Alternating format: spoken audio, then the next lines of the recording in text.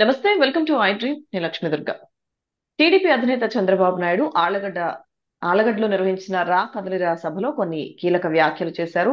YCP ప్రభుత్వానికి సంబంధించి కూడా ఆయన కొన్ని వ్యాఖ్యలు చేయడం జరిగింది. అంగన్వాడీల సమ్మెకి సంబంధించి కూడా మాట్లాడారు. ప్రస్తుతం ఇదే అంశాలపై మనతో మాట్లాడడానికి అధికార భాషా సంఘం అధ్యక్షులు విజయబాబు గారు ఉన్నారు. మాట్లాడదాం. సార్ నమస్తే. సార్ విజయబాబు గారు. నమస్తే అమ్మా. సార్ నిన్న ఆ, ఆళ్లగడ్డలో నిర్వహించిన సభలో టీడీపీ అధినేత చంద్రబాబు నాయుడు కొన్ని వ్యాఖ్యలు చేశారు సార్. ఆ అంగన్వాడీలకు సంబంధించి వాళ్ళకి జీతాలు పెంచింది మేమే అంటూ, కానీ అలాగే ఆ రాతి యుగం కావాలా స్వర్ణయుగం కావాలా అంటూ కొన్ని వ్యాఖ్యలు చేయడం. సో ఏంటి సార్, ఇంకా చాలా మాట్లాడారు ఆయన. షర్మిల గారికి సంబంధించి కూడా ప్రస్తావన తీసుకొచ్చారు. జగన్ వదిలిన బాణం ఎక్కడ తిరుగుతుంది, ఇటువంటి వ్యాఖ్యలు. ఏంటి సార్ ఇది? చంద్రబాబు నాయుడు గారి వ్యవహార శైలి గురించి గతంలో పదే పదే నవ్విపోదురుగాక నాకేటి సిగ్గు నా ఎచ్చయ్యగాక నాకేటి వగపు అనేటువంటి పాయింట్ని చాలాసార్లు చెప్పుకున్నాం. ఎంత పచ్చి అబద్ధాలుగా పబ్లిక్ ముందుకు వచ్చి మాట్లాడతాడంటే ఆయన ఇది నిజంగా ఓపెన్ డిబేట్లో రమ్మనండి వచ్చి అంకెలతో సహా కూడా మొత్తం నిజాయితీ ఉంటే వాళ్ళ ప్రతినిధి ఎవరైనా సరే మొత్తం అంకెలతో సహా మాట్లాడితే ఇంత వయసు వచ్చి ఇంత దారుణంగా ప్రజల్ని పబ్లిక్గా వంచన చేయటం ఇది పబ్లిక్ వంచన తప్ప మరొకటి కాదని చెప్తున్నాను నేను. కారణం ఏంటంటే అంగన్వాడీల విషయంలో ఏం చెప్తున్నాడు ఆయన? అంగన్వాడీలకి మీకు జీతాలు పెంచింది మేమే, మీరు ఇదే పట్టుబట్టండి, ఇలాగే మీరు గొడవ చేయండి, మేము వచ్చిన తర్వాత మీకు ఇక్కడే చంద్రబాబు నాయుడు గారి యొక్క కన్నింగ్నెస్ని ఉమ్, అంగన్వాడీలు ఆ మహిళా మణులు అందరూ కూడా ఆ తల్లులు అందరూ గమనించాలని చెప్పేది ఏంటంటే చంద్రబాబు నాయుడు గారి యొక్క కన్నింగ్నెస్ ఎక్కడ ఉంటుందంటే జగన్మోహన్ రెడ్డి గారు ఏదైనా చెప్తే సూటిగా ఆయన ఉన్నది ఉన్నట్టుగా ఫిగర్ చెప్తారు. అలా కాకుండా మేము అధికారంలోకి వచ్చిన తర్వాత మీకు అన్నీ చేస్తాం, అద్భుతంగా చేస్తాం అది గమనించమనండి. ఆయన ఏం మాట్లాడాడు? వాళ్ళు అడుగుతున్నది ఏంటి? జీతాలు పెంచమని అడుగుతున్నారు, మిగతా చేస్తున్నారు. అప్పుడు ఏం చేయాలి ఆయన? మేము అధికారంలోకి వచ్చిన వెంటనే మీరు అడిగినటువంటి విధంగా ఇంత ఫిగర్ ఇది చేస్తాము అని చెప్పాలి. అది చెప్పకుండా ఫిగర్ని దాటేసి మేము మీకు అంతా మంచి చేస్తామని చెప్తున్నాడు. పైగా మీకు జీతాలు పెంచింది మేమే అని చెప్తున్నాడు. నిజంగా జీతాలు అంగన్వాడీలకి జీతాలు పెంచింది చంద్రబాబు నాయుడు గారేనా అనేటువంటి దీన్ని నేను ఇవాళ ఛాలెంజ్ చేసి చెప్తున్నాను వాళ్ళని. ఈ టీడీపీలో ఆయన కానీ ఆయన తైనాతి మీడియా కానీ ఆయన తైనాతి ప్రతినిధులు కానీ జవాబులు చెప్పమనండి. లేదు అంగన్వాడీలనే నిజంగా నిఖార్సుగా వాళ్ళనే తీసుకుంటున్నటువంటి వాళ్ళు వాళ్ళు కాబట్టి వాళ్ళు చెప్పాలి. ఆ, ఇక్కడ అంటే ఎవరైనా సరే సగటు మనుషులు పేద ప్రజలు వాళ్ళ అవసరాలు పెరుగుతున్నప్పుడు పెట్టే వాళ్ళనే అడుగుతారు ఖచ్చితంగా. పెట్టే వాళ్ళని అడుగుతారు తప్ప తొక్కించేసేటువంటి వాళ్ళని ఎవరు అడగరు. ఇవాళ వాళ్ళు అంత స్వతంత్రంగా ఆందోళన చేస్తున్నారంటే జగన్ పెట్టే గుణం ఉంది కాబట్టి ఆయన అడుగుతున్నారు. అంగన్వాడీ వర్కర్లకు సగటున నెలకు చంద్రబాబు నాయుడు గారి హయాంలో చెల్లించింది 6,150 రూపాయలు. అదే జగన్మోహన్ రెడ్డి గారి ప్రభుత్వంలో చెల్లిస్తుంది ఇప్పుడు 11,500 రూపాయలు. అంగన్వాడీ హెల్పర్లకు సగటున నెలకు చెల్లించింది బాబు హయాంలో 3,730 రూపాయలు అయితే జగన్మోహన్ రెడ్డి గారి ప్రభుత్వంలో 7,000 అంగన్వాడీ వర్కర్లకు చెల్లిస్తున్నటువంటి వేతనాలు. బాబు హయాంలో తొలి రెండేళ్లలో 4,000, మరో 2.5 ఏళ్లతో పాటు 7,000, చివరి 6 నెలలు 10,500 రూపాయలు నెలకు. అంటే సగటున వర్కర్కి పడింది ఎంత అంటే 6,150 రూపాయలు, హెల్పర్లకేమో 3,730 రూపాయలు. మరి జగన్మోహన్ రెడ్డి గారి ప్రభుత్వం వర్కర్లకి ఇప్పుడు ఇస్తున్నది అక్షరాల 11,500 రూపాయలు, హెల్పర్లకి 7,000. ఇంకా చెప్పాలి అన్నట్లయితే దేశంలోనే అంగన్వాడీలకు అత్యధిక వేతనం ఇస్తున్నటువంటి రాష్ట్ర జాబితాల్లో వర్కర్ల వేతనంలో కానీ 6వ స్థానం, హెల్పర్ల వేతనంలో 4వ స్థానంలో ఆంధ్రప్రదేశ్ నిలిచింది. ఆర్థికంగా మనకి అంత స్తోమత లేకపోయినా సరే ఆ ఆ మహిళలకి, బడుగు వర్గాలకి, అట్టడుగున ఆర్థికంగా ఉన్నటువంటి వాళ్ళకి ఎన్ని ఇబ్బందులు వచ్చినా సరే వాళ్ళని ఆదుకోవాలి అనేటువంటి లక్ష్యంతో చంద్రబాబు నాయుడు గారు ఆ రోజున ఇస్తున్నటువంటి అరకొర జీతం సరిపోదనేటువంటి దీంతోనే ఆయన ఇంత శాలరీ ఇస్తున్నటువంటి మాట అక్షరాల వాస్తవం ఇది.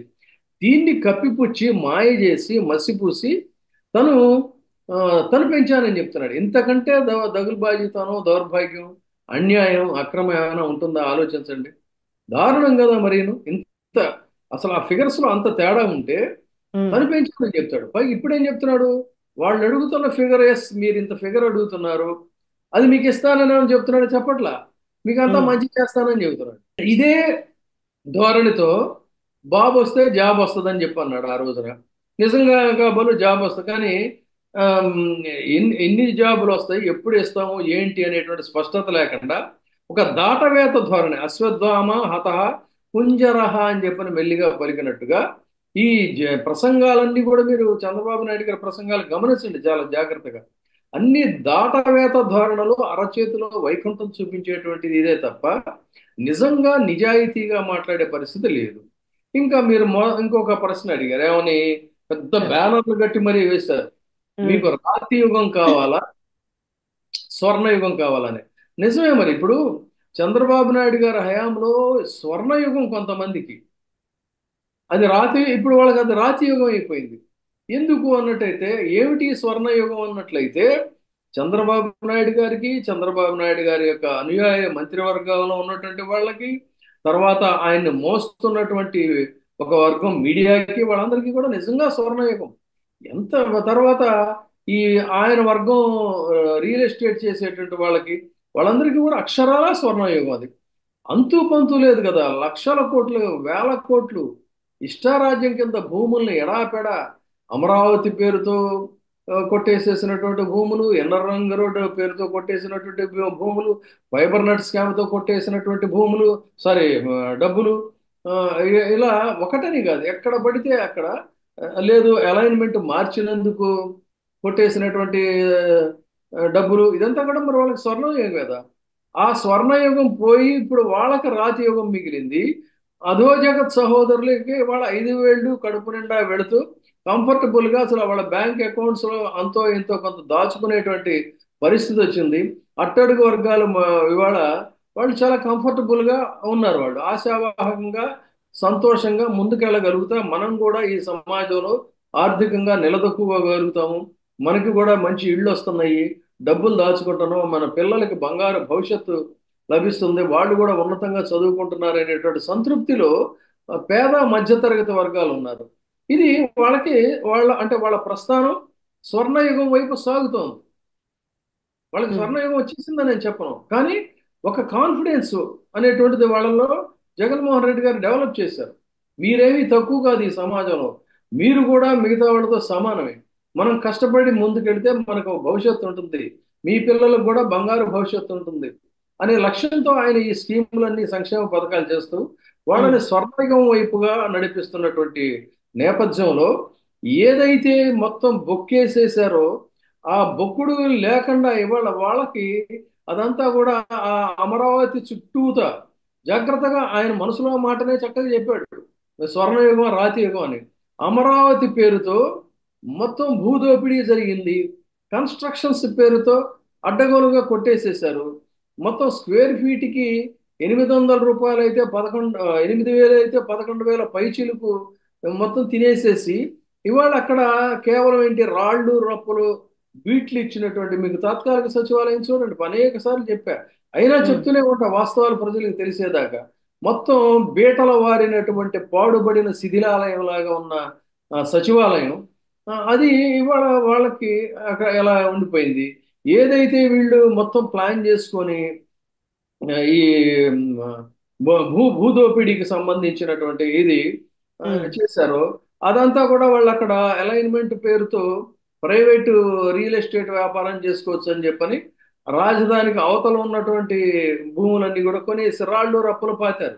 ఆ రాళ్ళు రప్పలన్నీ కూడా ఇవాళ వాళ్ళకి రాతి యుగంగా కనిపిస్తుంది. అక్కడ ఒకప్పుడు ఏంటంటే, అబ్బా ఇంత భూమి మనకి, ఈ ఇన్నర్ రింగ్ రోడ్డుని వాళ్ళ అలైన్మెంట్ మార్చాం, ఇక్కడ మనకి ఇంత బంగారం పడుతుంది, ఈ భూములన్నీ అమ్ముకుంటే ఇంత బంగారం వస్తుంది, ఇందులో ఈ కన్స్ట్రక్షన్లో ఇంత కొట్టేశాం, భవిష్యత్తులో అమరావతి రాజధాని పేరుతో కట్టడాలు కనుక కట్టినట్టయితే గ్రాఫిక్స్లో చూపించినటువంటి విధంగా మనకి ఇంత ఉమ్, బంగారం వస్తుంది, సో భవిష్యత్ అంతా కూడా మనకి స్వర్ణయుగమే అని చెప్పని అనుకున్నారు. అలాంటిది ఇప్పుడు వాళ్ళకి అక్కడ రాతి యుగంగా మిగిలిపోయింది. జగన్మోహన్ రెడ్డి గారు సంక్షేమ ఉమ్, పథకాల పేరుతో ప్రజాధనాన్ని బడుగు జీవులకి, సగటు జీవులకి ఇస్తున్నటువంటి పరిస్థితుల్లో వీళ్ళకంతా కూడా ఒక శిథిలాలే కనిపిస్తున్నాయి అక్కడ. బంగారం కనిపించినటువంటి ప్లేస్లో ఇవాళ వాళ్ళకి రాళ్ళు కనిపిస్తున్నాయి. అందుకని ఆయనకి రాతి యుగంలా కనిపిస్తుంది. ఓకే. యద్భావం తద్భవతి, పచ్చకామెర్ల వాడికి లోకమంతా కూడా పచ్చగానే ఉంటుంది.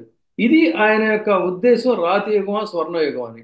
అందుకని వాళ్ళ యొక్క మళ్ళీ తిరిగి ఈ రాష్ట్రాన్ని దోపిడీ పాలు చేయడం కోసం దీన్ని ఇలా ఆయన మభ్యపెట్టి జనాల్ని చేయాలనుకుంటున్నాడు. ఇక కుటుంబ విషయాలకు వద్దాం.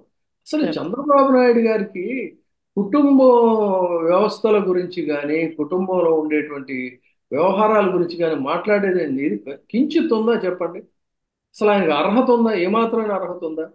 తనకు రాజకీయ భవిష్యత్తు తెచ్చి తన తన కుమార్తెని వివాహం చేసి చేసినటువంటి ఆయన్ని చివరి రోజుల్లో మహానుభావుడిని, ప్రపంచంలోనే చెప్పుకోదగినటువంటి ఒక గొప్ప మహా నటుడిని, నాయకుడిని తీవ్రమైనటువంటి మానసిక శోభకి బతికుండగానే క్షణ క్షణం కూడా ఆయన క్షోభ అనుభవించేటువంటి చేసినటువంటి వ్యక్తి.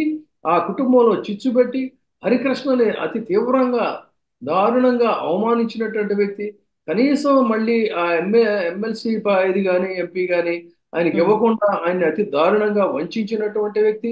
ఆయన కుమారుడు నీ కోసం ప్రణాళిక తెగించి ప్రచారం చేస్తే అతన్ని నీ కుమారుడి ముందు డామినేట్ చేస్తున్నాడని చెప్పని అతన్ని తొక్కేయాలని చెప్పన ప్రమాణ స్వీకారంలో అవమానించినటువంటి వ్యక్తి. ఇతను కుటుంబాల గురించి ఎలా మాట్లాడతాడండి అసలు? ఏమైనా అర్థం ఉందా? మాట్లాడేదానికి ఏమైనా పద్ధతి ఉండాలి కదా. ఉమ్. ఇవాళ ఏదో షర్మిల గారికి సంబంధించింది ఏదో వ్యవహారం వచ్చిందని మాట్లాడి అసలు తన మొత్తం ఆ ఎన్టీఆర్ నందమూరి కుటుంబాన్ని చిన్నాభిన్నం చేసినటువంటి వ్యక్తి. ఇవాళ ఆవిడేదో పురంధేశ్వరిగా మళ్ళీ మా ఒక పచ్చి అవకాశవాద రాజకీయాలతోనో లేకపోతే సామాజిక వర్గం పట్ల ఉన్నటువంటి వ్యామోహంతోనో ఆవిడ ఉమ్. మళ్ళీ దగ్గర చేరారు. కానీ వాళ్ళిద్దరిని ఇంటి గుమ్మం బయట కూర్చోబెట్టి గంటల గంటలు వెయిట్ చేస్తే అవమాన భారంతో తిరిగి వెళ్ళిపోయారు. ఈయన ఎస్. ఏంటి కుటుంబ సంబంధాల గురించి ఎలా మాట్లాడతాడు? వాళ్ళ కుటుంబంలో ఎన్ని రకాలుగా చిచ్చు పెట్టాడండి ఈయన. ఉమ్. కాబట్టి ఈ చంద్రబాబు నాయుడు గారి యొక్క ఈ రోజు చేసేటువంటి ప్రసంగాలు ఒక సరే. పులి మేకతోలు కప్పుకొని చేస్తున్నటువంటి ప్రసంగాల్లాగా లేదు, వయోముఖ విషకుంభంలాగా ఉన్నటువంటిది అత్యంత ప్రమాదకరమైనటువంటి ప్రసంగాలు. ఇవి మాత్రం ఎటువంటి పరిస్థితుల్లో కూడా ప్రజలు విశ్వసించినట్లయితే ఈ రాష్ట్రాన్ని మళ్ళీ ప్రమాదంలో పడే అవకాశం ఉందని చెప్పడం కోసమే ఇవాళ మనం గొంతెత్తాల్సినటువంటి అవసరం ఉంది. Okay. Thank you sir Vijayababu గారు. Thank you.